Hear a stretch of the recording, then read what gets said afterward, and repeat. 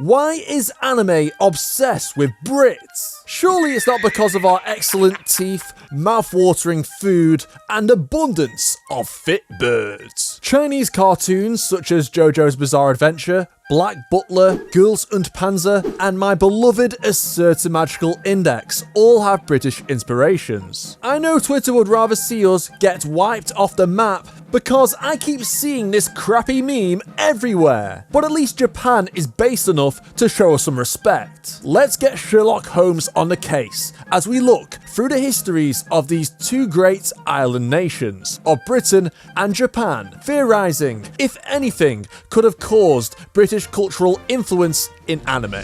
Japan closed itself off from the filthy weebs who wanted to visit under the Sakoku policy for over 250 years, with few exceptions such as trading with the Dutch, but the US arrived in 1853 with their modern ships, which would prompt the Japanese to open their island to the outside world. Prior to this policy, there wasn't too much going on between Britain and Japan, mainly due to the fact, I don't know, maybe because they are located halfway across the world from each other. The first British weeaboo to successfully complete his pilgrimage to Japan was a man named William Adams, who reached the Holy Land in the year 1600, along with the crew of his ship. The shogun Tokugawa Ieyasu even took a liking to William, as he was given a Japanese name, Miura Anjin, and became one of Ieyasu's key advisors. William even married a Japanese wife, unbeknownst to his first wife back in England, until word eventually reached out he was still alive. To live the weeb dream, sacrifices must be made.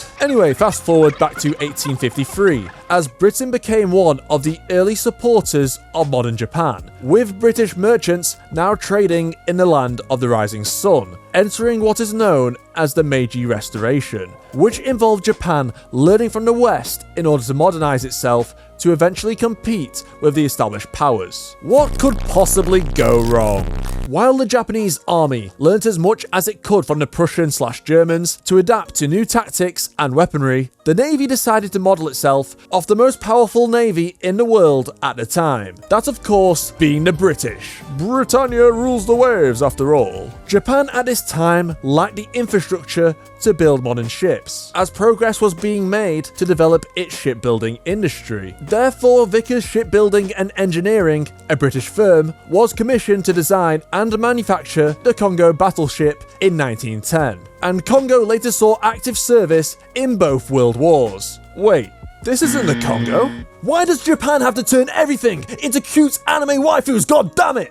Also, if you would like to see me turn this anime-obsessed gimmick into a video series, subscribe to the channel and I might just make it happen, if enough of you do so. Speaking of world wars, let's start with the first. If you watched my viral video, you would know Japan played a small part in World War I and was allied with Britain as they launched attacks against German colonies in Asia, such as the siege of Tsingtao in China. Britain and Japan had previously signed an alliance in 1902 due to concerns over Russian expansion. Some things truly never change. And when Japan absolutely humiliated Russia in the 1905 Russo-Japanese War, it proved to the West that they could even defeat one of the major world powers despite having only 50 years to modernize its military. Britain and Japan would no longer remain friends after World War I, as despite being given the former German colonies in Asia and a seat in the newly formed League of Nations, Britain opposed Japan's bid for racial equality in the League and ended the 1902 alliance due to pressure from the US. You know what? I'll blame America for that, cause that is hella stupid.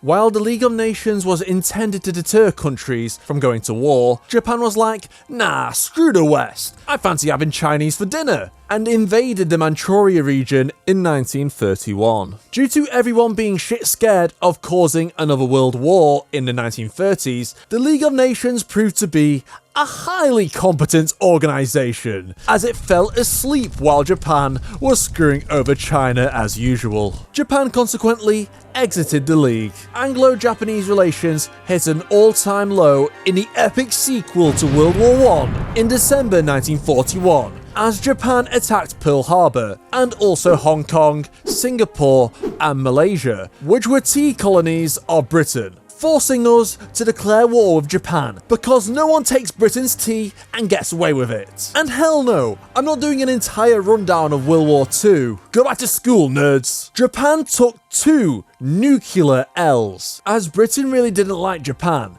Not only for the tea issue, but also horrendous Japanese treatment of British POWs in Asia. Slowly but surely, the wounds from the war healed as Japanese radicalism over the emperor's godhood declined, and the country began an economic revival, restoring an amicable relationship between the two countries out of fear of China. Now the boring history lesson is out of the way, let's look at the possible cultural reasons why the Japanese have taken affection to all things British, as represented in anime and manga. Well, Britain and Japan are actually quite similar. You and I are not so different. Sadly, there are no maid cafes in Britain. Wait, there is? What the hell? How have I not known about this? Okay, that's it. Me and the boys, pack your bags, let's go. And if you had Numi Hodai, all you can drink, at bars here, I shit you not, me and my mates could drink that place dry in one night, at the cost of dying from alcoholic poisoning.